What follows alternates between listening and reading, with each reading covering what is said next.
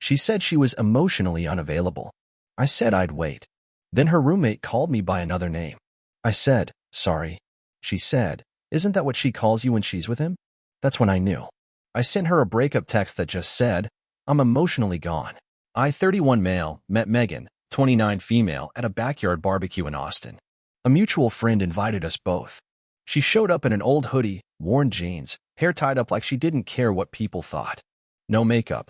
Everyone else was trying hard to impress. She wasn't. That caught my attention right away. We talked for hours by the fire pit. She wasn't flirty. She was real. Told me she was a nurse, worked nights sometimes, liked quiet weekends, and didn't do parties much. She laughed at my dumb jokes, but not in a fake way. It felt easy, natural. At the end of the night, I asked if she wanted to grab a coffee sometime. She hesitated. I'm not really in the right headspace for dating, she said. I just got out of something complicated. I'm not ready. Emotionally unavailable, I guess. I said that was okay. I wasn't looking to rush anything either. Truth is, I wasn't. I was just tired of games and drama. She seemed different. Said I'd be fine just being friends for now, or whatever pace she wanted. She smiled, a little guarded. You shouldn't wait around for someone like that. But I did. We started texting the next day. She'd send me photos of her cat sleeping in weird positions, or text me when something dumb happened at work. A few weeks in, we were getting dinner. Then came hikes, movie nights, her stealing my hoodie just for the weekend and never giving it back. She said she wasn't ready, but her actions said something else. She let me hold her hand. She fell asleep on my shoulder. She'd text me at 2 a.m. when she couldn't sleep, and I'd talk to her until she did. I never pressured her for more, but I felt like we were headed somewhere real. You don't just let someone into your life like that if you don't see a future, right? Then came the night it all cracked wide open. She invited me over one Friday night. Said she was cooking dinner and I should come by after work. I showed up with a bottle of wine and a stupid grin. I liked being the guy she wanted around. Her roommate, Chloe, was on the couch with a glass already in hand. She looked up when I walked in, gave me a strange look. Then she said it. Oh, didn't know you were coming over tonight. Travis. I stopped. Mid-step.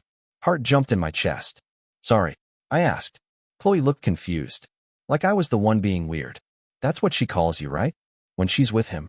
The words didn't register at first. My brain just froze. Megan came out of the kitchen, holding a bowl of pasta, eyes wide like a deer in headlights. Chloe, she said, voice sharp. Shut up. Chloe blinked, realizing she screwed up. Wait. Oh my God. I looked at Megan. What the hell is she talking about? Megan's hands trembled. She set the bowl down slowly. She didn't deny it. Didn't even try. Just stood there, staring at me like a kid caught stealing. It's not like that, she mumbled. It's complicated. I wanted to scream, but I didn't. I just turned around, walked out the door, down the stairs, and into my car. I didn't even slam the door. I couldn't feel my hands. I drove for almost an hour without knowing where I was going. Ended up parked outside some rundown gas station off I-35. My phone was still in my hand. I had 1,000 things I wanted to say, and none of them came out. So I sent just one line. I'm emotionally gone. I didn't hear from Megan that night. Not a call, not a text. Just silence. The next morning, I woke up to a 2-paragraph message. I'm sorry. I never meant for this to happen. It was just bad timing. I met someone else before you, and I didn't know what I wanted. But I didn't lie to you. I told you I wasn't ready. That was her defense. She didn't even say his name. Just someone else. Like he was a footnote. But I wasn't stupid. Chloe gave it away without meaning to. Megan had been seeing both of us. And calling me by a fake name when she was with him? That wasn't confused. That was cold. I didn't reply. Not yet. I needed answers first. So I called Chloe. She picked up on the second ring. I'm so sorry, she said immediately. I didn't mean to screw things up. I didn't know she hadn't told you. I didn't yell. I just asked her straight up. How long has this been going on? There was a pause. Since the beginning, she said quietly. She was seeing him before she met you. And then she met you and didn't want to stop either. She thought she could figure it out, but she never picked. She just kept going. Who is he? I asked. His name's Joel. He lives in San Antonio. He's only here on weekends. She switches between you two like it's nothing. I sat there in my car, gripping the steering wheel, jaw clenched so tight it hurt. Chloe kept talking. She even gave you fake names when talking about each other. You were Travis, and he was Ben. She thought it was clever. Clever. She called me Travis when she was with him, and she called him Ben when she talked about him around me. She'd built this entire fake setup just to keep both of us in the dark. I hung up. The next day, Megan tried to call. I didn't answer. She texted me 5 times. Then again the next day, saying we should talk this out like adults. That she owed me an explanation. I didn't want an explanation. I wanted revenge. But not the loud, dramatic kind. No yelling, no smashing things. That wasn't me. I wanted her to feel the slow, quiet gut punch of knowing she lost someone who was actually there for her. And I had an idea. I stayed quiet for a few days. No texts. No calls. Just silence. I wanted her to feel the absence. Then, I replied to her. Short. Calm. You're right. We should talk. She was eager. Too eager. We set a time to meet at her place the following Saturday. Same apartment. Same couch where I'd sat a dozen times. Eating takeout and watching dumb movies with her cat curled up on my chest. I didn't show up alone. I found Joel. Took me 2 days of digging.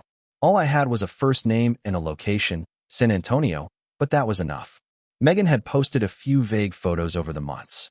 No tags, but I saw a guy's arm, a watch, a blurry reflection in one. I used it. Traced the location. Found a gym in San Antonio where she checked in twice on Instagram months ago. Then I found him. Joel, 34M. Personal trainer. Instagram full of workout videos and gym selfies. I DM'd him. I kept it short, respectful. Hey man, this is random, but I think we need to talk. It's about Megan. At first, he ignored me. Then I sent him screenshots of her texts to me. Our photos.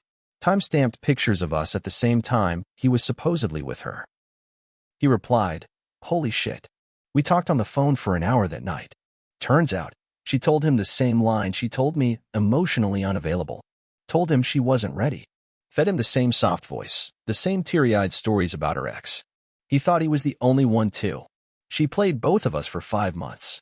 He agreed to meet me in Austin. He was pissed, but calm. Like me. Neither of us wanted to scream. We wanted her to see the mess she made, all at once. No yelling. Just facts. So we showed up together. At her apartment. On that Saturday. We knocked.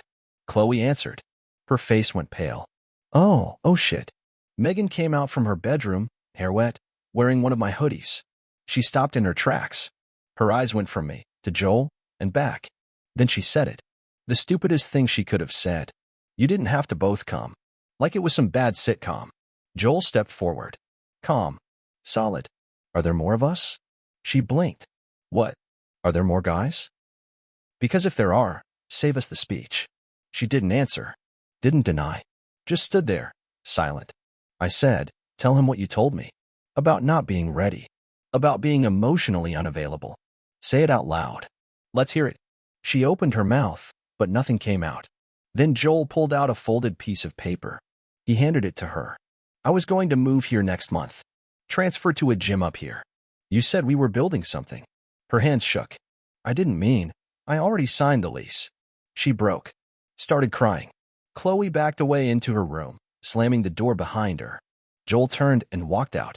I followed him down the stairs. Neither of us said anything. We didn't need to. We both got played. But the difference is, I wasn't done yet. After that day, I went completely silent on Megan. No texts. No calls. I blocked her on everything, Instagram, Facebook, even Venmo. I didn't want her to see what was coming next. Because I wasn't finished. A week later, I made a post. Not some angry rant or bitter message. Just a clean, simple post on Instagram. A picture of me and Joel. Both of us standing outside the gym in San Antonio, arms crossed, stone-faced. Caption said, 2 guys, 1 liar. Guess we're the lucky ones after all. The comments blew up. Her friends saw it. Her coworkers. I didn't tag her, but they knew. I heard through Chloe that Megan broke down when she saw it. Said people at work stopped talking to her. Some unfollowed her. She tried to explain to people, but her voice just made things worse. Turns out, she had a pattern. Joel wasn't her first. I wasn't either. She had this habit of keeping people around just in case. Someone to talk to when she felt lonely. Someone to fall back on when the other one got boring. I was her emotional support. Joel was her weekend thrill. Before us, there were others. She thought being emotionally unavailable was a pass to hurt people without consequences. But this time, people saw the truth. Joel and I stayed in touch for a bit. Not friends, exactly, but respectful. We'd both been blindsided, both humiliated. But he moved on, got promoted at his gym, met someone new a few months later. Me? I had to sit with it longer. Because here's the truth, I ignored the signs. She told me from the start that she wasn't ready. And I stayed. I thought I could wait her into loving me. I thought being patient and kind would earn me something real. That was my mistake. People think revenge has to be loud, keying cars, breaking things, shouting matches. But the real revenge? It's silence. It's walking away while they're still trying to figure out how they lost you. Months later, I ran into Megan at a coffee shop in Austin. She looked tired, eyes puffy, hair unwashed. She said hi like we were still something. I just nodded. She said, "I didn't mean to hurt you." I said, "I know." Then I walked out. That was the end. Not with a fight, but with her sitting alone, knowing she did this to herself. And me, finally done waiting for someone who never had the heart to choose me.